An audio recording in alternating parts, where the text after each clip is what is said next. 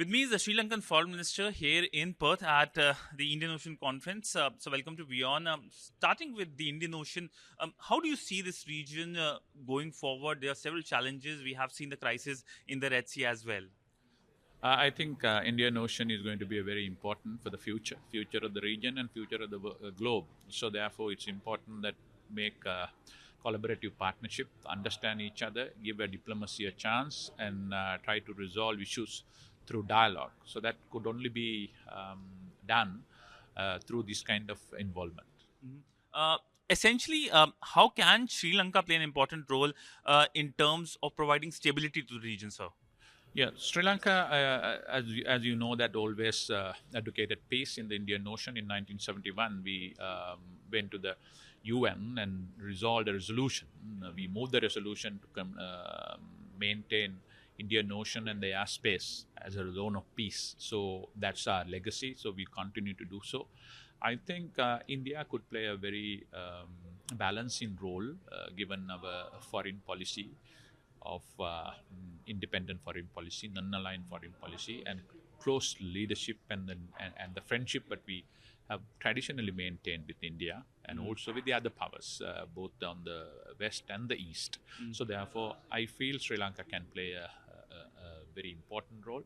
We intend to play that role, and I think being the chair of the IORA, we try to make use of this opportunity to bring parties together. And it is our intention to have a IORA summit if the leaders' calendar permits that this year. You planning an IORA summit at the leaders level? Have this been the conversation with the other countries? Yeah, of course we have. During the foreign ministers' meeting in the October in Colombo, we discussed this, and in principle, parties agreed. Of course, it all depends on how the leaders' calendar will suit them. So, coming to the bilateral aspect, how do you see the relationship between India and Sri Lanka going forward? India played an important role in making sure that $4 billion are given to your country when it was going through an economic crisis. I think Sri Lanka and India have had a great partnership in the recent past. It has really improved.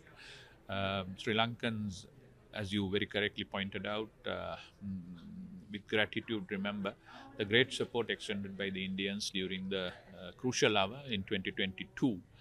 Because the challenge at that point in time was to get the bridging financing until IMF go through the EFF, and other things have been going on.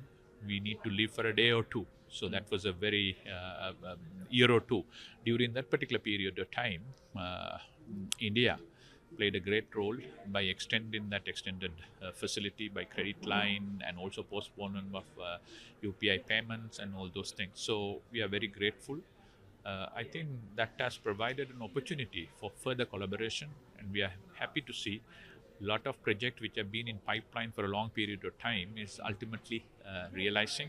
There is a lot of interest on the part of the Indian companies to engage in Sri Lanka, not only government to government, but private sector as well as people to people contact has improved. We have seen an upsurge of the Indian tourists coming towards Sri Lanka. So I think these are good times. We must capitalize on that and to create a situation which is good for both countries. Usage of Indian rupee, anything on the annual? Yes, I think on the next 12th, UPI payment gateway will be signed, and I think both our leaders will connect online. So hopefully with that, UPI will be allowed in Colombo.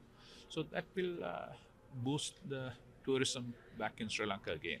So, when it will be launched, you give a date. Yeah, I think we are now scheduled to have it on the 12th of this month Okay. for virtually sign that. Okay. So with that, it will be officially launched in Sri Lanka. Okay, that's a big development. We had an interview with your president as well, who spoke about the establishment of IIT in Sri Lanka. If you can give details.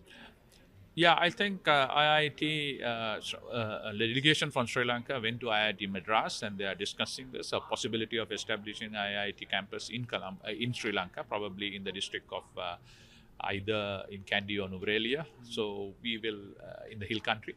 So therefore, we see a lot of potential, and I see there is a lot of potential for education in Sri Lanka, and collaboration and partnership with the IIT is a good way to look at it. Mhm. So my final question to you is essentially when it comes to the region, we have talked about Indian Ocean region, but there are groupings as well. You mentioned about the IORA. BIMSTEC is a grouping that is an emerging grouping. What's your hope on that grouping?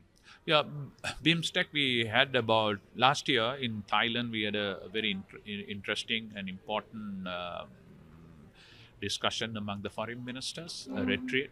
In that, we discussed the way forward for the BIMSTEC. I see BIMSTEC is a very vibrant organization, a lot of potential in the Bay of Bengal initiative. So, with the land connectivity with India is interested, and with the land connectivity which Sri Lanka is focused, we see BIMSTEC as a viable, strong organization. Hopefully, we can strengthen this further.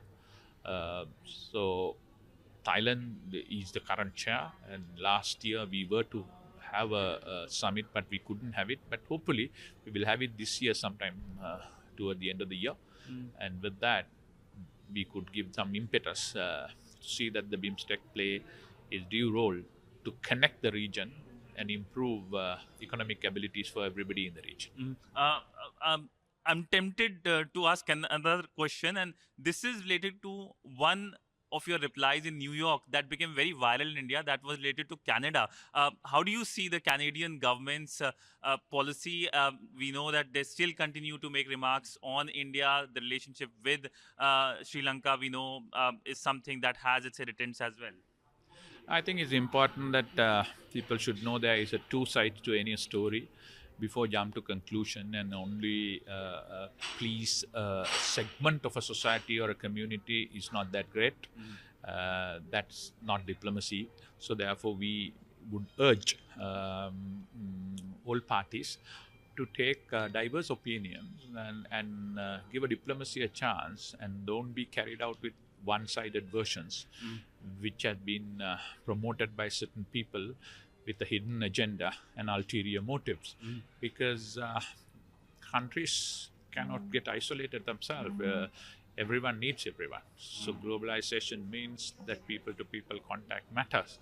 So people to people contact means all people matters, not a group of people matters. So that's the message I have to give. So we would urge that all perspective to be taken into consideration in deciding the country's policy towards another country. For example, if it is Sri Lanka, take the perspective of the Sri Lankan government, Sri Lankan community at large, not a particular segment of the Sri Lankan community. So that's how we can build relationship and build bridges. It's easy to build walls and divide people. Challenge is to bring people together.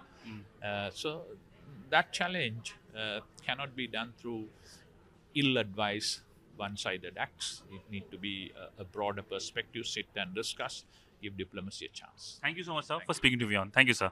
With video journalist Sidhant Sibal for WION in Perth, Australia.